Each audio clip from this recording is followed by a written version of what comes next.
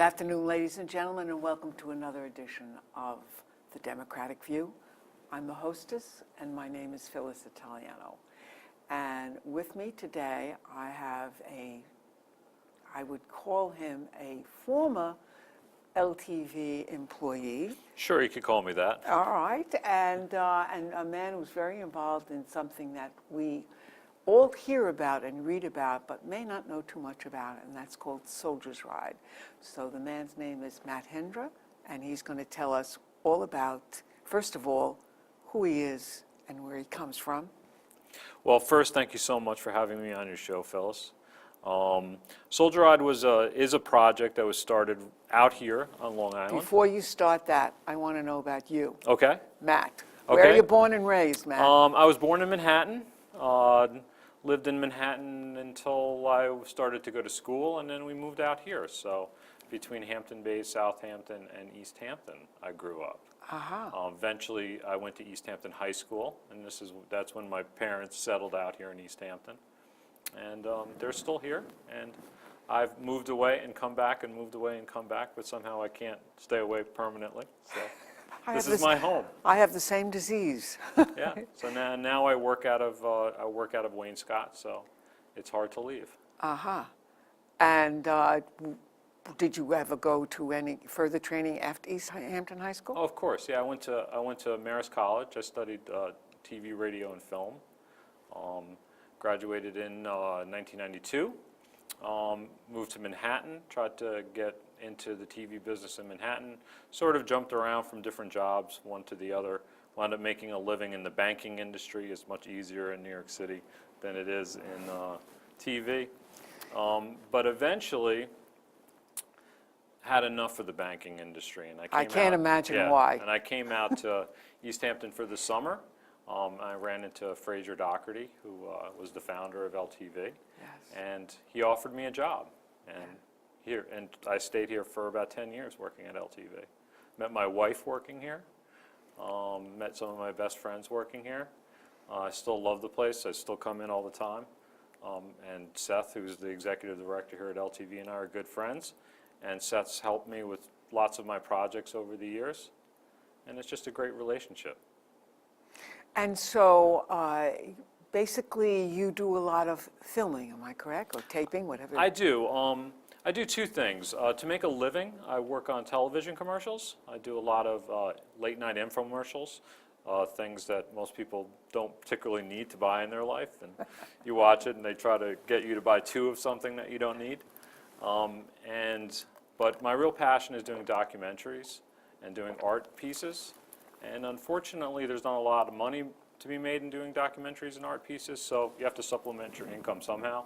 And that's how I got involved in doing infomercials. So. I know that having spoken to Seal Downs, that she told me that the Economic Protection Committee had you filming that wonderful series that they have that we occasionally see here at LTV. Yeah, I love doing community projects. I mean, it's one of the reasons I've stayed out here. Yeah. You could basically, I probably could have moved away long ago and worked out of New York City and been stuck in an office somewhere or a cubicle. Even in the TV business that happens, so. But I really like it out here, and I like working with local people. And I've just been really lucky to be able to work with not only Seal, but Jackie LaFaro at the Take-Two Film Festival, which is a local documentary film festival, which is going into its 7th year. That's at Bay Street Theater in Sag Harbor. And I do a lot of other sort of local projects with artists, a lot of things at Ashwag Hall that maybe you'd see on LTV from occasion. But, like I said, it's sort of hard to make a living that way, just doing local projects. So TV commercials keep me busy. Documentaries keep me busy, do some corporate video, all kinds of things like that. So tell us about this project that you're here to talk about today. Tell us about Soldier's Ride. I've heard about it, I've read about it, and I've seen pictures of it in the newspaper, but I don't think I know all about it. Well, most people in East Hampton think of Soldier Ride as a once-a-year event that happens in the Hamptons. They do a ride. It starts in Amagansett. The ride goes from Amagansett to Sag Harbor, loops back around, most of the veterans who ride on Soldier Ride, because many of them have been wounded in combat, they stop their ride back in Amagansett, and then the public can continue to ride through to Montauk and back. So it's about, I think it's about a 60-mile bike ride that they do. So 60. right, Wow. and it comes out That's of a bike ride. It's a long bike ride, and if you can imagine, it's a long bike ride for the average person. But if you can imagine trying to do that and having a missing limb, or having, some kind of traumatic injury due to a shrapnel, or due to some injury that happened to you, serving our country in a foreign country. So it's a pretty challenging day for most of the veterans who take part in Soldier Ride. Now, Soldier Ride itself wasn't a local event. It was an idea that came about from the Stephen Talk House, which is a bar in Amagansett. And they used to do, well, they still do, they do a lot of charity events for different organizations. And about 10 years ago, they heard of a guy here on Long Island who had lost his leg in Iraq, and they wanted to do something for him and his family. So they had a concert, raised some money, gave the money to the family, but sort of felt like there's got to be something else we can do. So what they wound up doing is they put their brains together, and one of the guys who worked at the bar, his name's Chris Carney, and now he's actually a personal trainer. So he's always been an active guy. Was a rugby player in his day. Actually started the Montauk Rugby Club. Chris and I were high school classmates in East Hampton High School. Chris volunteered to ride his bike across America to raise awareness Oh, yes. for wounded I veterans. have heard of that. I have heard of that, yes.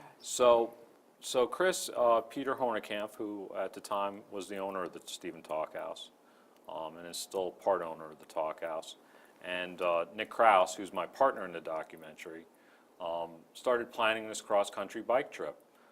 The bike trip, was basically, they designed it to be sort of a one-time fundraising, sort of rolling advertisement for a charity that they had found, which is the Wounded Warrior Project. And a lot of people see the bumper stickers out here and sort of lawn signs and stuff for Wounded Warrior. So anyway, they left East Hampton, left Montauk. Chris rode his bike across America, and as he was riding his bike across America, this sort of Forrest Gump scenario started happening, where people would ride with him, or people would be out on the street sort of chanting, for him and sort of cheering him on as he was going across America. And in no small thanks to a gentleman called Tony Snow, who unfortunately is no longer alive, but Tony was a radio personality on Fox News Radio, and Chris would call in Tony every morning, and Tony would ask him, Chris, where are you? What are you doing today? And as Chris was going across America, all these towns where people would listen to on the radio, they sort of knew he was coming through.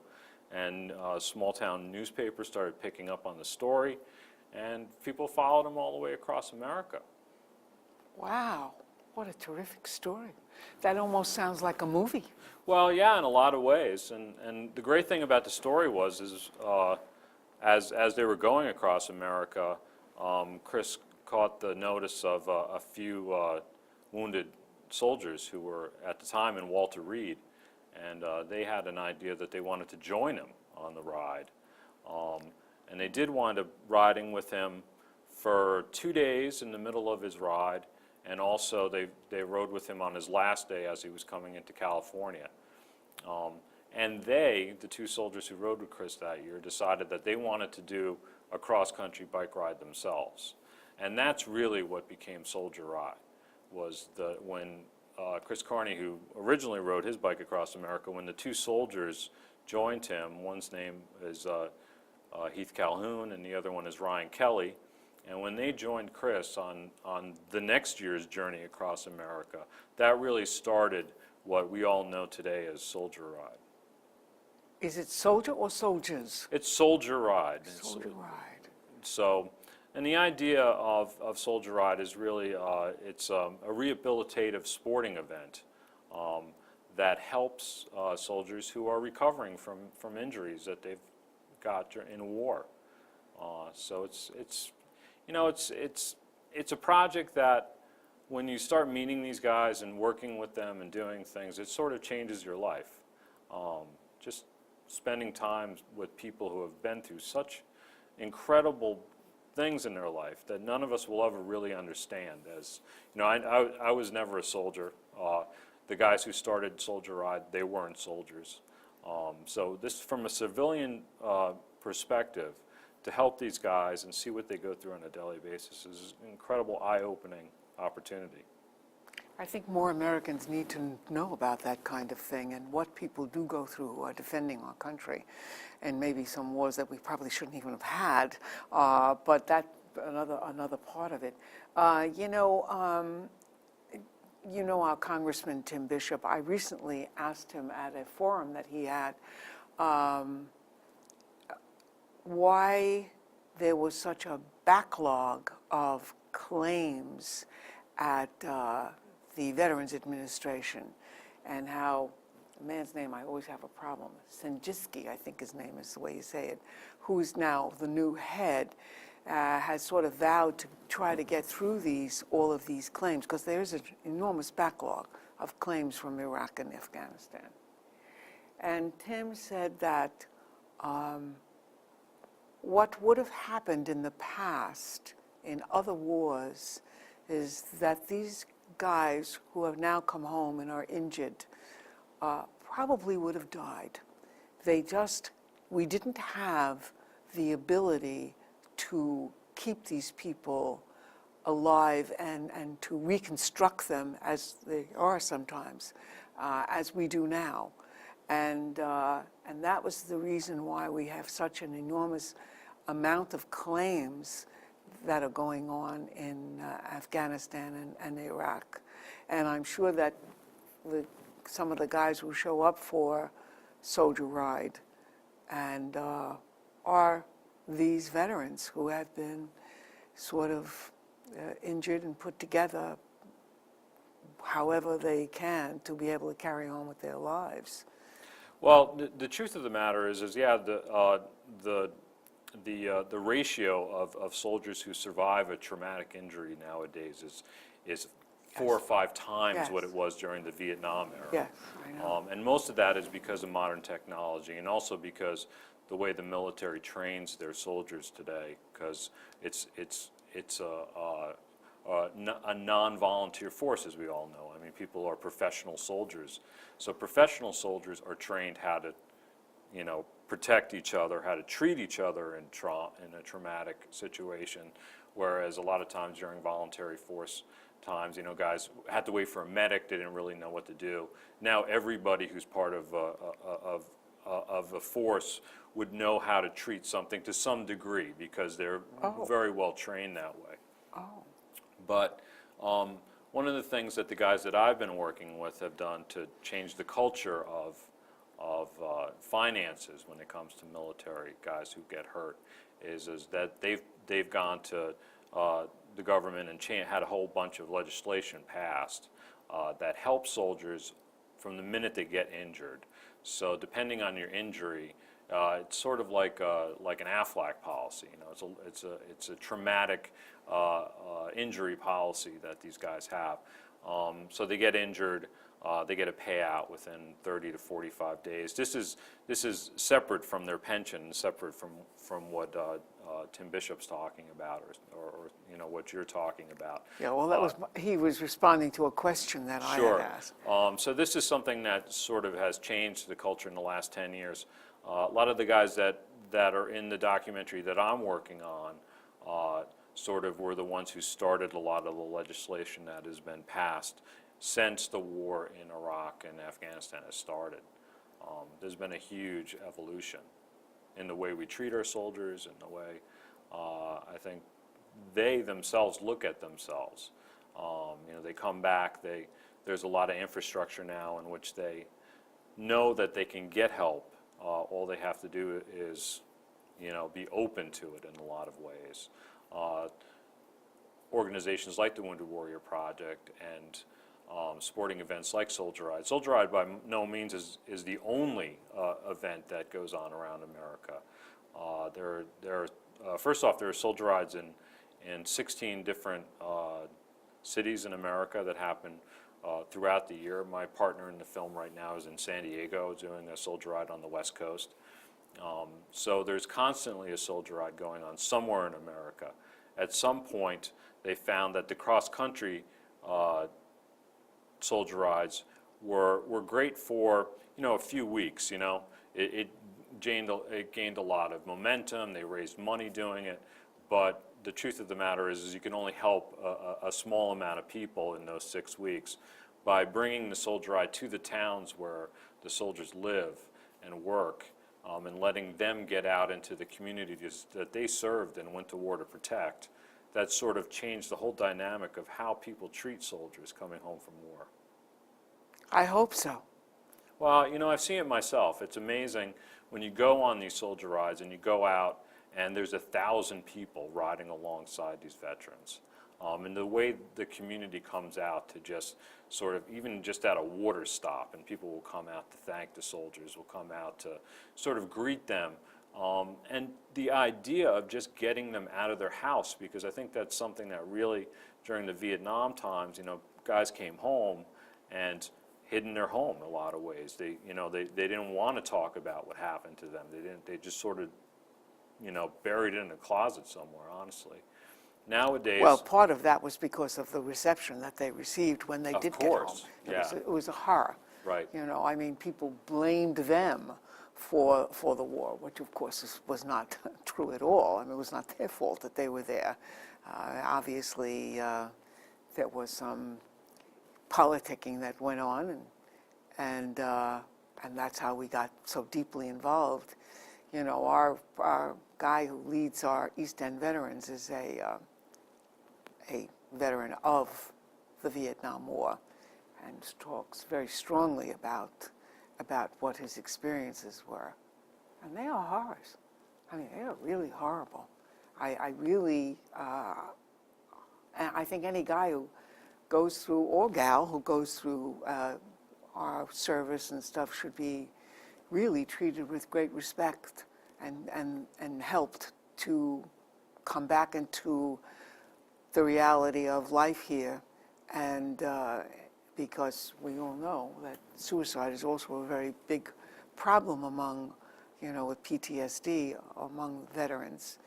I'm sure that kind of thing, a Soldier's Ride, is sort of an uplifting kind of an experience that would show soldiers that they were appreciated, which is a very important thing. well, not only that, but from what I understand, the camaraderie of being a soldier, the discipline, the whole structure of being in the military and being a soldier is something that when all of a sudden you can't do it anymore, you're forced out of it because of an injury, it's very hard to get used to. And what Soldier Ride does is it brings these guys back together, these guys and women back together, so that at least for a few days they get that feeling back, and they can talk to fellow soldiers about what they went through, what happened to them. Because they go back to their towns, maybe they're the only soldier in their town that served overseas and got injured, They maybe, have to, at least today, in today's age, you could pick up a phone, you could, get online, but there's nothing like spending a weekend with somebody who's been through what you've been through, to talk about your problems, talk about issues, and just get out there. And that's the other thing that Soldier Ride really does. Not only brings the soldiers into the communities and allows the communities to thank them and be with them, but it allows the soldiers to be with each other, which a lot of times, they miss tremendously, and they need just to get over some of the, injuries and trauma they've had. Yeah. Some of them will never get over the trauma that they went through, or it's something they have to live with, and things that we'll never understand. But the idea of having a group that they can go to, like the Wounded Warrior Project and like Soldier Ride, and at least they know that there's somebody there who cares. A lot of these men and women, they wake up in the hospital, and the first thing they see on their bedside is a backpack from the Wounded Warrior Project. And in the backpack are little comforts from home. You know, maybe a deck of cards, maybe an iPad, maybe a phone card because they don't have money to call home. Maybe a pair of boxer shorts or, you know, a t-shirt. People don't realize you get injured in the field and your uniform gets cut off you get put in a helicopter, you get dragged from one medical facility to the next.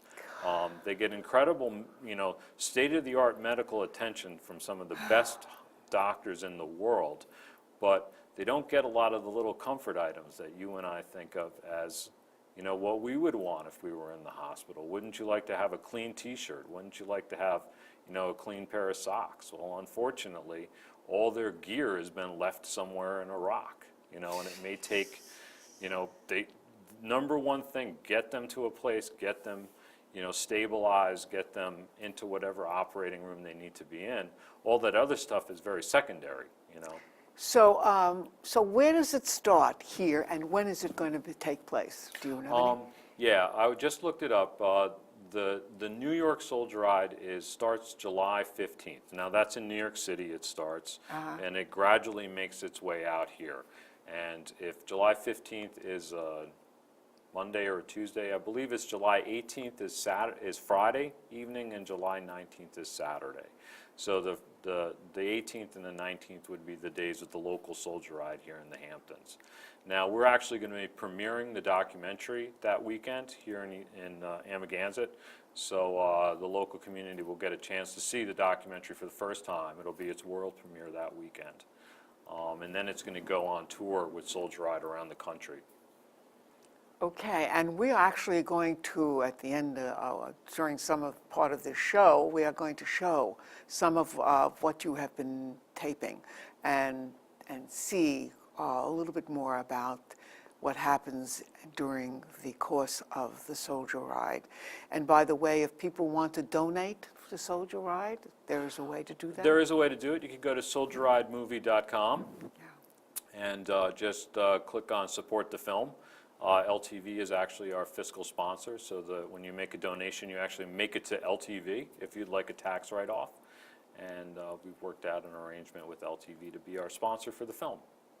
Well, thank you very much for coming and teaching us all about this important event and how we can support the people who are doing all of this really dirty business for us, and how we can give them a pat on the back. Great, Phyllis. Well, I appreciate you having me on, and hopefully we'll see you at the screening of the documentary when it comes out. I certainly will be there. What do you think of that? That'd be great. I'd love it. Okay. Thanks again. Thank you very much, Matt. It was a pleasure.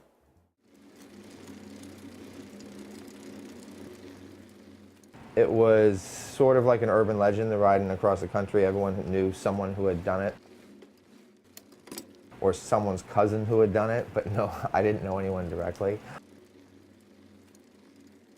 You know, we put a card table in front of the talk house, and we decided how much money it would cost to actually do the ride. And we said, if we get to that amount, then I'm going. And I remember that night we got to that amount. It was kind of a, you know, crazy moment, because then I really realized I was going, and it all became real. I think we met Chris when they were pitching the idea of doing the Soldier Ride, being maybe in the group of people that thought that, yeah, it's a novel idea, but I don't think it's going to go very far. We went down to Walter Reed, and that was really when it got scary, because once I walked into Walter Reed, it was such a serious place. The urgency to succeed became so much stronger, and the fear of failing was growing much stronger as well. I remember Ryan calling and going, "You remember that guy, John Milia, from Wounded Warrior Project?" And I'm like, "Yeah." And Ryan says, "You know, he's got this guy riding a bike across the country or something." I just thought it was cool, and it turned out we got the opportunity to ride the last 10 miles in with Chris when he finished up in San Diego. And I just remember thinking to myself, you know what, if they do this again, I want to do the whole thing. And literally no sooner than 10, 15 minutes after the end of the ride, they said they wanted to ride the whole thing. Honestly, probably 7 months passed after that conversation where I completely forgot that I'd agreed to ride a bike across the country, and maybe secretly hoped everybody else did too. So I finished in the fall, and then we left in the following spring from LA back to the East Coast. I mean, we get to ride our bikes, and people make a big deal out of it, but I mean, to be able to help these guys by riding your bike is a no-brainer. It's kind of a big part of me and Heath coming out here is that we just really want to make sure that we can keep it in the public's eyes. It's a worthwhile cause to support organizations that take care of soldiers. The ride as a whole was amazing, and it was a ton of work, and there was a lot of days where I didn't want to get out of bed, and there was a lot of days that I felt like I was too sore to get out of bed. Well, what we're doing is we're riding across country to raise both funds and awareness for the Wounded Warrior Project, and basically these guys want to show what they can do, and what guys who are in the hospital right now with similar injuries, that they can still do anything they want. One of the more profound parts of it was the reception that we had from the people along the way, and how the groundswell of support grew as we moved across the country, and the word got out what was going on, and the impact it was having on people's perception of wounded service members. Heath watched him in his hand cycle there drag himself across the desert and over the Rockies through the Midwest. It's crazy. And just to see what happened is just like, I mean, it's a testament to the guys up there at the Talk House and what incredible people they are, and it's just an honor to know them. Because, you know, the community, East Hampton, Amagansett stepped up, we were able to make it a reality and, you know, helped make it happen, and for that I'm forever grateful.